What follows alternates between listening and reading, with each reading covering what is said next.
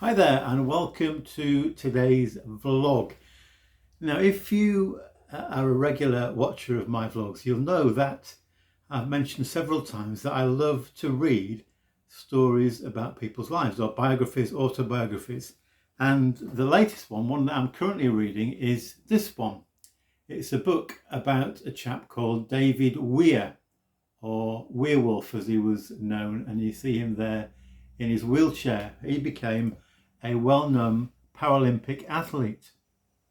He used to race over a number of distances, ranging from 100 metres up to the marathon, so a wide spread of distances, and he won a number of gold medals in the Paralympics and in other events. He was born, as I say, without the use of his legs, and I guess that for some who suffer in such a way or are disabled, maybe all sorts of questions come into their mind about why has this happened to me? And I was interested that early on in the book he says this: I am not a spiritual person at all. I don't believe in God, because if there is a God, how can you explain why people are born disabled? And I guess that's a kind of question that is on the minds and hearts of lots of people. The whole question of suffering is such a huge one, isn't it, that we haven't got time to begin to delve into today. But so there he is. He begins early on in his book to put clearly on the table the fact that he doesn't believe in God. But there are a couple of other quotes I want to share with you too. He's talking about the fact that people recognise him something special in terms of his athletic ability. Even at an early age, it was clear I had a bit of a gift. Well, where's the gift from, you might ask? Sometimes I feel like I was put on this earth to race. I had naturally fast hand speed, etc.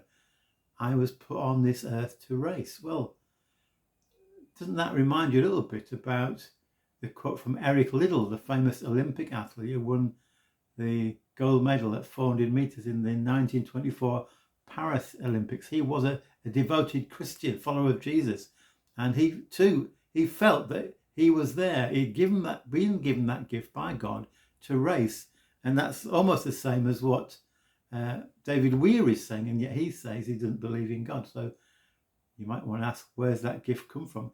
He was put on this earth by whom? And then that's interesting, isn't it, to compare his quotes. And then finally, another quote along the similar lines. He's talking about the anxiety that he had that when he had children, they would be disabled. He didn't want that. He says, I know my experience as a disabled person would help a disabled child to come to terms with whatever problems and challenges they had.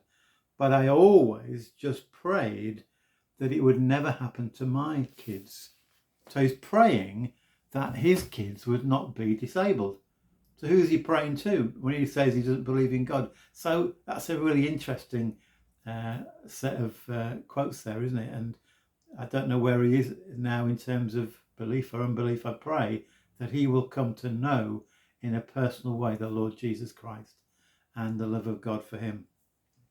Let me turn briefly to another disabled person whose name is Nick Vujicic, Vuyicic, Nick Vujicic. He's Australian, though he's lived for some years in America. He was born without both arms and legs. So can you imagine being born with no arms and no legs? He came to a point in his young life where he so despaired of life he tried to commit suicide. But he came to know the Lord Jesus, and now he spends his time telling people about the love of God in Jesus, even though he's got that disability that many of us would really, really struggle with. Let me finish by giving you a couple of quotes from Nick Vujicic. Incidentally, Nick's autobiography is called Life Without Limits. I'd really encourage you to read that book. Life Without Limits, Nick Vujicic, Vuyicic, available cheap secondhand. 2 quotes from Nick to finish with. 1, no matter who you are, no matter what you're going through, God knows it. He is with you. He is going to pull you through. Is that encouraging? And then secondly, often people ask how I manage to be happy despite having no arms and no legs. The quick answer is that I have a choice. I can be angry about not having limbs, or I can be thankful that I have a purpose. I choose gratitude.